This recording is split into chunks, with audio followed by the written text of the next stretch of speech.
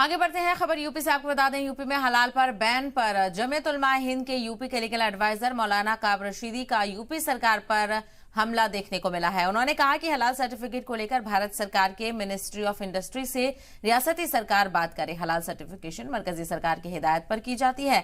अगर रियासती सरकार को एतराज है तो वो मरकजी हुकूमत से बात करे। तो यूपी में हलाल सर्टिफिकेशन के मामले को लेकर अब रद्द अमल भी देखने को मिल रहे हैं, तो वहीं इसकी मुखालफत भी बड़े पैमाने पर देखी जा रही है।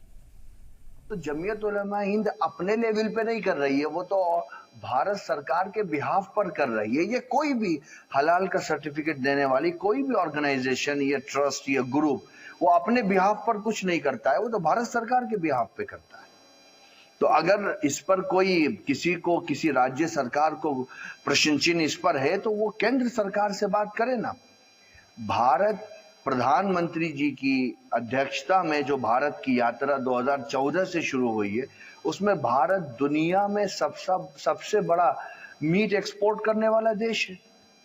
हजारों करोड़ों का हम मीट एक्सपोर्ट करते हैं, तो वो तो हलाल सर्टिफिकेट के बगैर गल्फ में जा ही नहीं सकता है।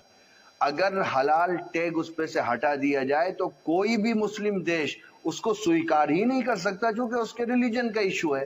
भाई, मेरा पर्सनल लॉ है, मेरा स्कूल ऑफ थॉट है, मुझे राइट टू चॉइस है, तो मैं अपने रिलीजन के अकॉर्डिंग अगर किसी चीज का स्पष्टीकरण करना चाहता हूं तो उस पर किसी को आपत्ति नहीं होनी चाहिए। राज्य सरकार का यह काम नहीं है कि सामूहिक रूप से प्रतिबंध लगा दे।